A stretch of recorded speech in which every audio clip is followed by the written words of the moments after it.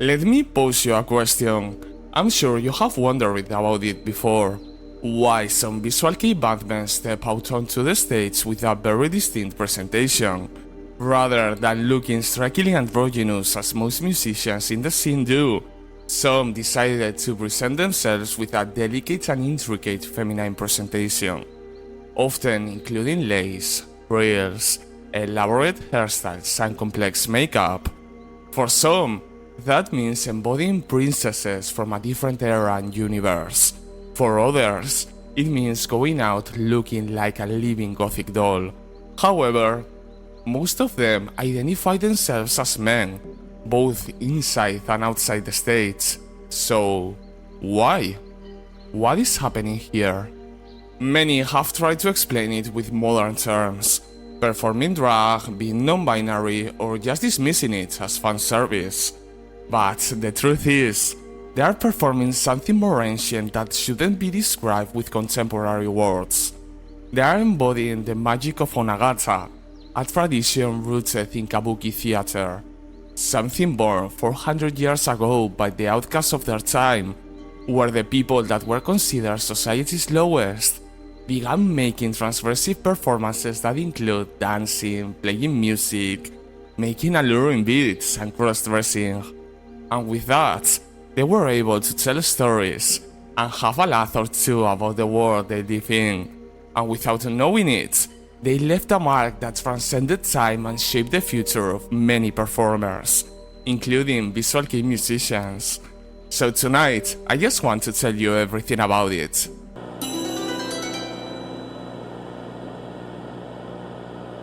Before Visual Kei and Onnagata, there was Kabuki, and before Japan looked like anything it is today, there was the Edo Shogunate. This is where a story begins, a time where Japan finally found peace and the wars came to an end. But it came with a cost. A new military hierarchy came to power, and with it, a caste system that segregated society by class. As you can imagine, outside every hierarchy, there is always one group at the bottom that no one wants to acknowledge. People that were dim, unproductive, unstable, or simply too strange to blend in. In other words, outcasts. And when no one was looking at them, they found a home in performing and the arts thanks to a single person. Not a nobleman rescuing them like a knight in shining armor, nor a scholar trying to develop new forms of art. It was a woman, Izumo no Okuni. Almost nothing is known about her, despite being one of the most consequential figures in Japanese history. It is believed that she was a shrine maiden that started traveling to raise funds to help with the repairs of her temple. At first, she went from town to town performing traditional Buddhist dances, but what historians agree with is the fact that something changed in the year 1603. Her performances stopped being formal and religious, and became something unhinged and unheard of at that time. As she arrived in Kyoto, she formed a troupe and began acting with a group of women she picked up along. Instead of picking professional performers to be at her side, she went to the outskirts of society and incorporated women that had to sell their bodies to survive, wanderers, and those that became destitute after the war. And with them, the magic began flowing with their performances. While the streets were terrorized with thugs swinging swords, she and her troupe began cross-dressing with elaborate costumes and props to imitate them. They played powerful, manly figures, with exaggerated postures and bravado, making a parody of how they act. While samurais rank among the highest of society, they dress as them and turn them into a parody of how they act when no one was looking. Scenes like going into a tea house to flirt with the women who work there, that often ended poorly for the samurai. Imagine that! Light-hearted drama and comedy skits about the issues of everyday life that official society pretended didn't exist. That combined with the audacity of cross-dressing, daring to point a finger and laugh at the society that pushed them into a corner, along with some allure and suggestive dances, made something unique for its time. Society was used to know traditional and courtly theater for the upper class. No one expected a troupe of marginalized women mocking society and controlling for once the gaze of those who often dismiss them. It was a success, and wherever they performed, they had a big audience cheering for them and enjoying themselves. As paradoxical as it sounds, they even performed for the emperor's mother, and it encapsulates perfectly how society saw their performances. They were funny and vulgar, and in a society that wasn't used for that, everyone found it irresistible. They couldn't stop looking at them. Like medieval jesters, they were seen as fools, and somehow, they were the only ones that could tell the truth, and even a king wouldn't be bothered. And somehow, by doing that, the fabric of society's new regime began to shatter. The caste system was aimed to assign different values to people, to make some superior to others, to reward the useful and punish those who didn't contribute enough to the regime. But their performances did the opposite.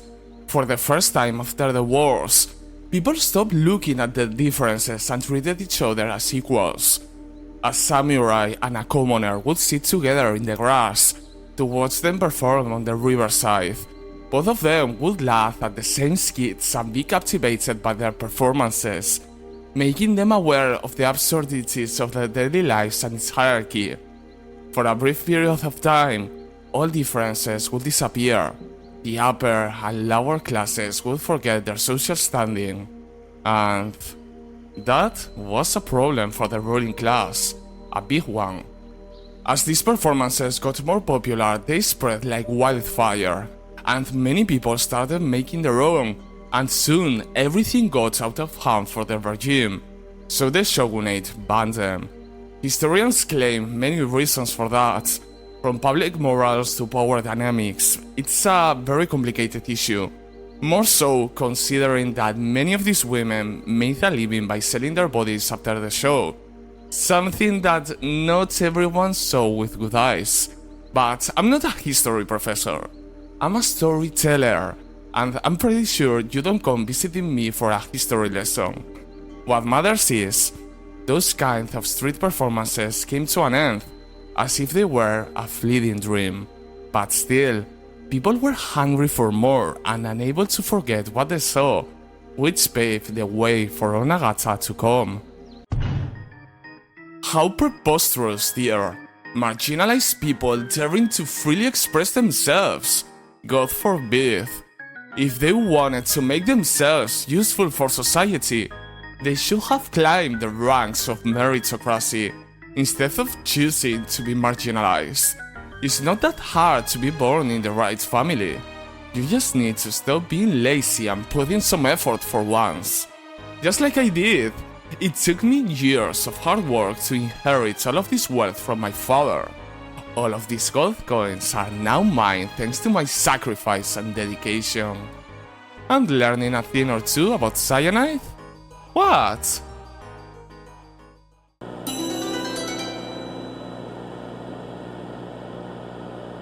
With female performers being banned and a society hungry for more, people got creative.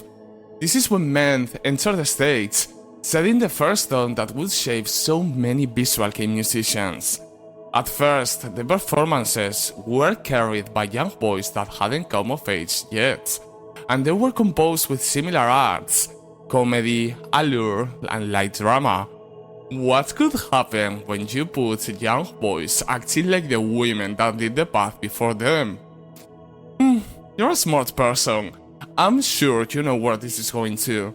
It became a short-lived disaster, simple as. During that time, many samurai already had relations with their young apprentices. So, when they saw young boys doing those kinds of beats on stage, like cross-dressing and doing dances, they lost their minds, and once again, the government had to step in and ban their performances. After that, there was only one group of people being able to act: adult men, grown-ups. However, that was a problem. They couldn't replicate what had made Kabuki successful. They had the same tools, satire, cross-dressing, and props. What they lacked was appeal, the alluring presence that comes from beauty and the sharp, witty mind that's formed by being pushed down to the edge of society. To overcome that, they needed to reinvent Kabuki, and so they did. During that time, performances became longer and more intricate, with deeper stories and dramas. Performers began to develop that iconic white makeup that we can still see today, and started to relentlessly train gesturing, posture, and voice for every character, from little girls to the most masculine characters. There were three types of performances that stood out. Aragoto, with ferocious, extreme, and loud masculine characters, designed to be a pure spectacle. Then we had Wagoto, a soft, romantic, and gentle style, often featuring a noble man whose life is ruined by his obsession with a courtesan. And Onnagata, men performing femininity in a very distinct style. So, what are they?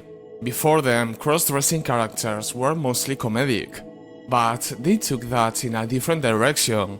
Onnagata wasn't about doing comedy per se, not even performing womanhood in a common, normalized sense. It was about incarnating how men imagine and idealize women. That kind of gaze didn't rely only on beauty or allure, but also on grace. Most of their plays were about performing princesses, noblewomen, and even thieves and demons. And while all types were played, the most popular ones that have transcended our time were plays about drama and forbidden romance. Then, one man came to the stage, Yoshizawa Ayame. He became the ultimate Onnagata performer, and with him, the line of Onnagata and Visual Kei starts to blur. At some point, you can differentiate him from Mana, Isam, or Hisaki. You don't believe me, huh? Okay, let me show you. Ayame spent his life documenting how to become a good Onnagata, and in order to do so, first he became one outside the stage. According to him, a bad actor would only play his role on stage. So, he decided to never show himself in public as a man ever again, and just fully embody his persona. He would go to the market dressing Onnagata and always act like one. Back in that time, parasocial relationships were even discussed to some extent, arguing that by letting others see you with manly clothes in public, or with your wife and children could become a problem. People knew they were seeing a man on the stage, but mystique was important. If someone saw an actor playing with his children on the street during the day, and then acting a tragic female role at night, the illusion of performance would be shattered. If you think about it, it makes sense, right? Back when Isam's divorce became public, people went into shock and disbelief. How could such a pretty feminine man be married, more so to a woman? That broke the careful illusion he had placed. It also explains why we'll never see artists like Mana or Hisaki without makeup and in manly clothes. Because by embodying the person outside the stage, it sets something deeper between audience and performer. They would find truth in their new lived experiences that would make them learn and train even further to improve their craft. By doing so, something wonderful happened. They became a huge sensation. Both male and female audiences loved those performances, and by stepping in the outside world embodying their persona, they found an unexpected phenomena. They became stars and trendsetters, especially among women. Their acting and plays were especially emotionally resonant with them, since they depicted idealized impossible romances and drama. And more importantly, I believe they prove a point that has always been misunderstood in all societies and ages. They prove beauty is not about fitting an impossible standard of looks, but how you carry your heart on your sleeve. It didn't take long until the first fan clubs around Onnagata performance were formed, and even some tried to stalk them to get to know everything about them. That sounds familiar. During that time, many women didn't have any public reference on how to act or dress. There wasn't a spotlight dedicated to them. When they saw them dressing with intricate hairstyles, patterned kimonos, and ornate pieces, they wanted them too. So they ended selling and endorsing products, mostly fashion pieces. Way before Mana gave solace to many young women with his elegant Gothic Lolita coordinates, Onnagata performers were doing the same. Incredible, right? This is something that happened centuries ago, and yet the similarities with Visual Kei performers of our day are incredibly spot on, even parasocial relationships. But how? What's the connection between this era and Visual Kei?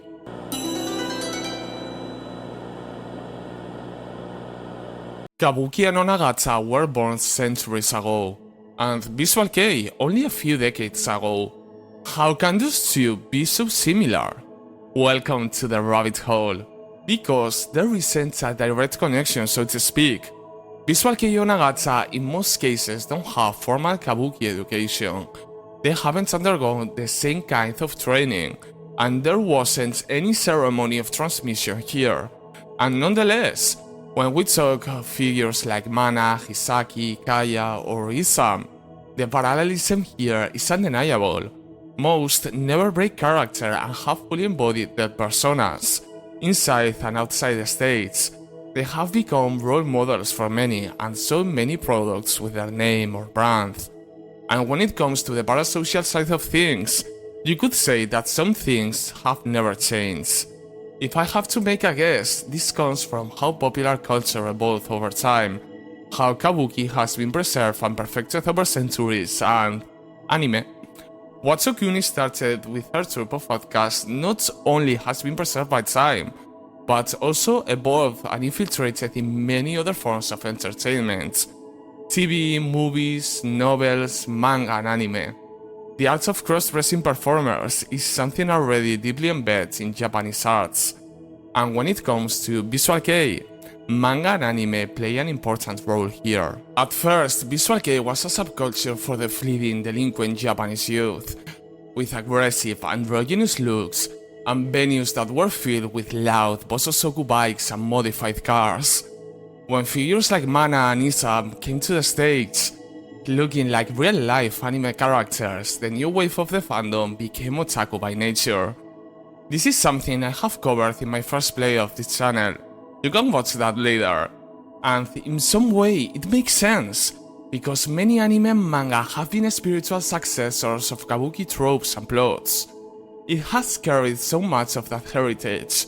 So, when Visual Kei musicians adopted anime-inspired aesthetics, it all clicked and made sense. It was a perfect symbiosis. Anime not only brought back into the public cross-gender performances, but also blurred the lines of gender taking advantage of the medium. For instance, by creating Visionen characters, men that look beautiful, androgynous, mysterious, and some of them even a bit effeminate, like yours truly in case you haven't noticed.